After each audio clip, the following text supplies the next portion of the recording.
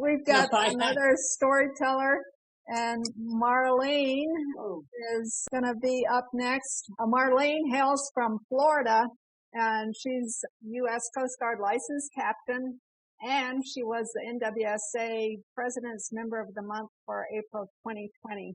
She's in Georgia right now, and she's going to go sailing. So now give Marrlene a really warm Zoom welcome.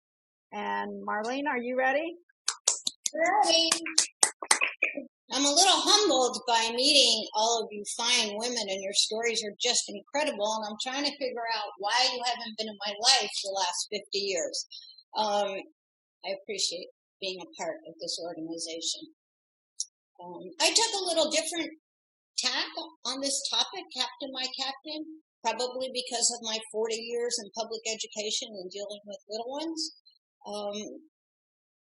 But here's my thoughts when I contemplated the topic, Captain My Captain.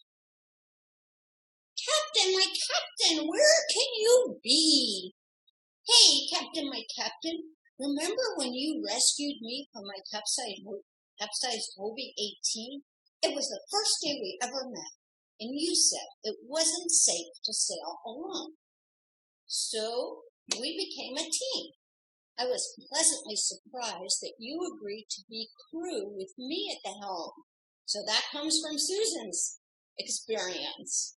Anyway, at one race, I would take the helm and he would crew, and then the next time we raced, he would helm and I would crew. Either way, he always steered us on a steady course. With an unbridled passion, we spent our weekend trailing our boat to Daytona Beach. It was an hour-and-a-half drive in one direction. But if you want to race, Daytona's the place. My love for my sailor man turned to infatuation when in 1984, he helped build a 60-foot catamaran for the ocean single-handed transatlantic race. He also got to crew on the delivery when they took the boat to England. The letter he wrote me while crossing the sea using the Weatherfax paper is immortalized in a frame beside our front door. It was the most romantic note I ever received. As the weeks, months, and years flew by, we raced around the state. We surfed in Jeffreys Bay and even spent nights in front of the TV. Hey, do you remember the hat you bought me? Captain, my captain, you bought it for me and the girls on my women's team, and they were thrilled with that. To quell our flirtation when sailing without you, because you'd have to repair any damage we'd done, you'd send us adrift with a shout to the decks. Hey, stay away from a hard object. But sail away with you or the girls to the Chesapeake shore, around the buoys at home. I became too busy to take good care of you.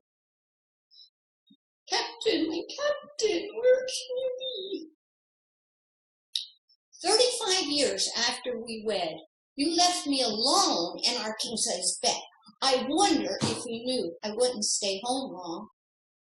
Because after you left, I did buy me a cruising boat and sailed alone to a faraway shore. But when drifting behind or below the star-studded skies, I was haunted by the one big quarrel we had.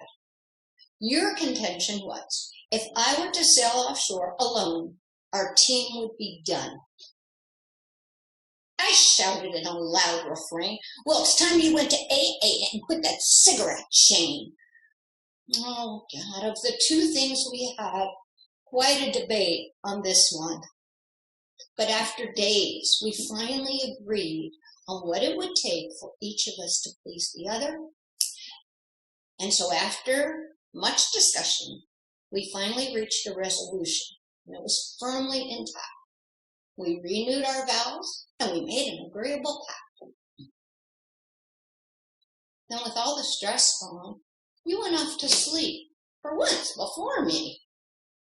But watching alone in the living room on the couch, something just didn't seem right to me. So I tiptoed down the hall, and I leaned across the bed. I wanted to snuggle next to you, like we always used to do. But with the remote in your hand, I looked at your sparkling blue eyes. You weren't there. Captain, my captain, where can you be?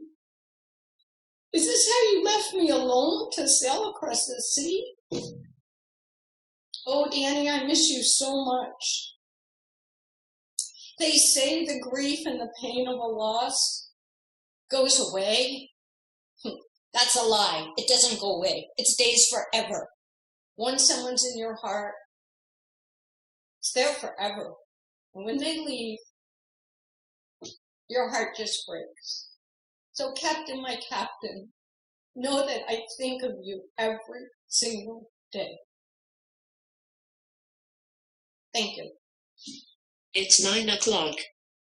Oops, 9 o'clock.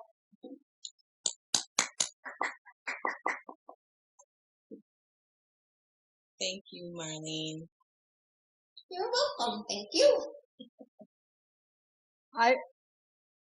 I've got to say without hesitation that I'm declaring you the winner tonight.